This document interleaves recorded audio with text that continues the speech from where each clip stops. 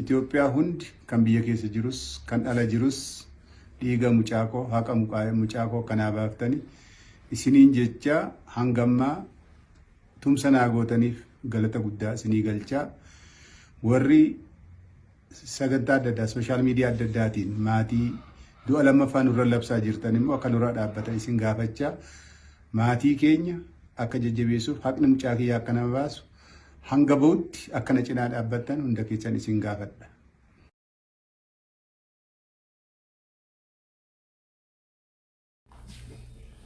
Abbaan Qananii dhaamsa uummata Oromoo hundaaf dhaammatee jira. Akkasuma kan biyya keessaa kan biyya alaa uummata Itoophiyaa hundumaaf jechuudha.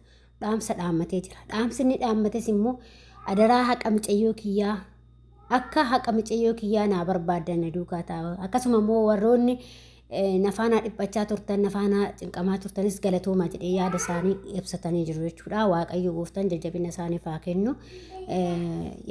Dhugaadha haqan obboleettii keenyaa bahuu qaba. Hundumti isaanii falmatanii haqa obboleettii keenyaa kana baasuu qabuun sin jedha. Ashamaa akkam jirtu hordoftoota kabajamtoota chaanaala kootii kan biyya keessaa kan biyya alaa. Bakka jirtanitti nageenya isiniif haa ta'u. Akkam jirtu nagaa keessanii ani nagaa kooti galata waaqayyo isin jecha.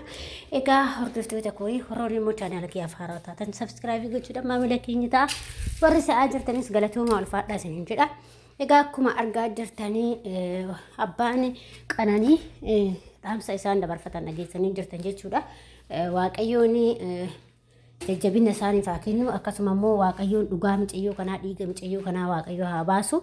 Maaliif dhugaa dubbachuuf osoo nyaattee osoo taphattee osoo nyaattee hin quufin osoo hojjettee kan itti dafqitee itti dadhabde osoo hin nyaatin addunyaa kanarraa boqatte jechuudha. Obboleettiin keenya kun nu biraahi akkasuma immoo wanti isheen boqattee naga ammaatti wanti inni mirkanaa'e kana san jedhame hin jiru waan ta'eef waaqayyoon dhugaa ishee haa baasu. Amma namni namatti faraduu miti kan namatti nama baasu waaqayyoodha. Dhugaa isheellee kan baasu waaqayyoodha jechuudha. Maaliif namni gaafa bira jirtu waan tokko dubbachuu dandeessa yoo bira hin jiraanne garuu waa dubbachuun baay'ee nama dhiba jechuudha. Kanaaf haqi mucayyoo kanaa hundumti keessanuu akkuma isaan jedhanu kan biyya alaas jirtan kan biyya keessas jirtan hundumti keessaniyyuu haqa mucayyoo kanaa akka ba'uuf sin gaafatanii jiru jechuudha. Waaqayyoon immoo haqa ishee haa baasu. Hedduu takka garaa nama nyaatti. Dhugaa rabbii dubbachuudhaaf mucayyoon kun nama kaayyoo qabuu fi nama waan guddaa nama yaaduudhaaf karoora guddaa ofafootti hojii guddaa yaaddee jirtudha. Obboleettiin keenya kun hawkaa duutitiin waan isheen nama hin goone hin jirtu. Guyyuma takkaa si fudhattee si biraa deemte jechuudha. Akkasuma immoo osoo wanti isheen dhugaa ishee ba'ellee maaliif haqna ishee yoo ba'e maatiin isheellee waan kanatu duutee waan kanaan duutee ofii fafajjeeftee nama tajjeessu jedhanii qurxii ofii beeku jechuudha. Amma maatiin kun qurxii ofii hin beekne jechuudha beektanii. Garaan isaanii har'a maaliin duute mucayyoon teenya kaleessa hin jirti har'a kamitti nu biraa dhabamte jedhanii hedduu cinqamu jechuudha dhugaa dubbachuu fi waaqayyoomti immoo dhugaa isheetis rabbi lafa hin gatini. Waaqayyo haa baasu dhugaa ishee hundumti isaa keessaniyyuu akka dhugaan ishee bahu hojjechuu qabdanii dubbachuu qabdanii sagalee ta'uu fi qabdanii jechuudha. Hundumti keenya jechuudha. Boru asirras anarras sirras waan gahu hin beeknu waan ta'eef namni keenya garuu walii qoolleffata.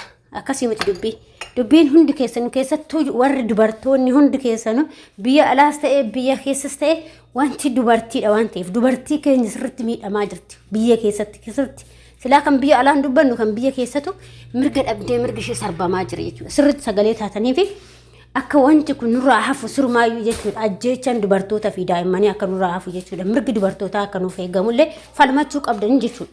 Dhugaa rabbii ofirraa sagalee taati akka haqni mucayyoo kanaallee kan bahu jechuudha. Dhugaa haqni ishee baay'ee tokko nama guba. Ani duuti Qananii fi duuti Haacee tokko natti ta'e maal akka ta'e hin beeku dhugaa waaqayyoo jechuudha. Takkaan akkasitti gubadhee hin beeku akka jara kana lamaanii gubadhetti jechuudha. Akka waan dhiiga kootti na guban jechuudha. Maaliif Baqa waan masaan hojjetan kanarratti hojii namaati irratti mee namni waan tokko si jaalata gaafatu hojii tokko hojjette namni si jaalata jechuudha. Naaf waan gaarii tokko hojjette waan gaarii waan isaan hojjetanii akkasitti baqa osoo dhugaa rabbi hedduu takka hin beeku ani dhugaa waaqayyo ani takka nama akkasitti ba'uu hin beeku jechuudha. Jechuun nama dhiigati yoo ta'e malee nama dhiigan ta'ini kana akkatti ba'uu hin beeku. Baqa duuti Haacee fi duuti Qananii baqa akka takka jechuudha. Viidiyoo isaanii ilaalee quufuun dadhabe. Maaliif bakka yeroon viidiyoo isaanii argamummaan nutti naqaba jechuudha. Maaliif seenaa isaan hojjetan waan addaati jechuudha. Mucaan kunillee ganaa seenaa hedduu hojjechuu fi karoora cimaa hojii qabdu karaatti ishee kutan jechuudha. Guddina aadaa Oromoo kan agarsiisuudhaan, faashinoota adda addaa agarsiisuudhaan, aadaa Oromoo wanta Oromoo keessa jiru hunda isaa ibsitee agarsiisuudhaan jechuudha. Garuu immoo karaatti cittee haftee jechuudha. Kanaaf duuti isheetii fi duuti Haacee akka tokko nuti taate kan jedhe sababa kanaaf jechuudha. Haacaaluunis osoo inni Oromoo kanan galmaan gaa bakkaan ga'uu jedhu innillee galaafatan. Mucaan kunillee akkasuma osoo ishiin kaayyoo cimaa qabdu. Yaa Oromoo keessa namni kaayyoo qabu duras waa baay'ee umriin isaanii waa jiraataa miti umrii dheeraan jiraatanii garuu karaatti caccabsanii hafanii jechuudha.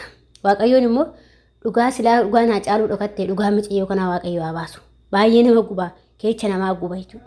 Dhugaa Rabbi kanaan duuti jedhanii maatiin isheetillee har'a gubatan. Akkuma abbaan jedhuyyuu ani barsiifachuuf achi erge malee haa duutu fi miti haa ajjeesanii fi miti jedhe. Dhugaadha waanuma jiru. Dhugaa Rabbi maaliif namni gaafa jechuun namni gaafa Mucayyoon kun barattee erga tokko naageetiidha. Abbaanis haatis bifa isaaniitti lawwaxanii waan qaban tiftatanii har'a dabartee nu dabarsiteedhaniiti. Garuu immoo osoo fiifuu nyaatteen quufin osoo fiishee kaatteen quufin addunyaa irraa boqattee jechuudha.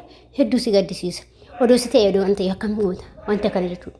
Kanaaf mandaraa keessan Waaqayyoon dhugaa ishee haa baasu. Waaqayyo dhugaa ishee hin gatin jechuudha. Kanaaf duuti Haacee fi duuti ishee nama guddatan jedhee ibsa kana jechuudha. Baay'ee kaayyoo nama cimaa qabu, nama Oromoodhaaf iddoo guddaa qabu. Akkasuma namoota Oromoodhaan yaa'u namni Oromoof hojjetu duras addunyaa kana beekamuun jiraatu maaliif cilaata qabaa jechuudha. Cilaata itti baa'ata. Maal akka ta'e hin beeku. Diinata itti baa'ata jechuudha. Diinatu itti baa'ata. Nama Oromoodhaaf hojjetu diinni itti baa'ata. Maal akka ta'e hin beeku jechuudha. Kanaaf kichuu kutu jechuudha. Maaliif har'a isaan waan biraatii miti waanuma Oromoo kana waanuma agarsiisanii natti fakkaata. Mucayyoon kun amma waanuma Oromoo kana waan agarsiistuuf ta'e Waaqayyo haa beeku nama ishee ajjeese kana jechuun hin danda'amu. Maaliif gaafa bira jirtu faradda malee gaafa ija keetiin agartu dubbattee namni kun ajjeese jechuu dandeessa. Kan beeku warrumaa achi jiruu fi Waaqaaf qofatu beeka jechuudha. Maaliif kan ishee ajjeesee jechuudha. Eebeluu jechuu hin dandeenyu. Abbaa manaa jechuu hin dandeenyu. Nama biraa jechuu hin dandeenyu. Maaliif waan agartuu teenya tanaa hin arginiif jechuudha. Wanti tokko yoo agartuu ofiitti hin argan malee namatti faraduun baay'ee ulfaataadha jechuudha. Kanuma immoo nuti Waaqayyoon dhugaa ishee haa baasudha bakka. Dhugaa ishee haa baasu akka dhugaan ishee bahu immoo hundi keessaniyyuu sagalee ta'uu fi qabdan obboleettii keenya kanaas ni jedha. Kuni dhaamsa kooti. Waaqayyoon lubbuu ishee haa maaru maatii fi firoottan isheetiifis jajjabina haa kennu ammallee haqa ishee Waaqayyoon gatiin dhiiga ishee Waaqayyoon gatiin dhugaa Waaqa jechuudha. Hedduu nama guba kan ishee kun duuti ishee kunii fi duuti Haacee hedduu nama guba jechuudha. Takka an akkatti gubadheen beeku du'a isaanii du'a namaa keessa kan isaan lamaanii akka wayii na bubeesse nagaan boqadhu haa dhugu.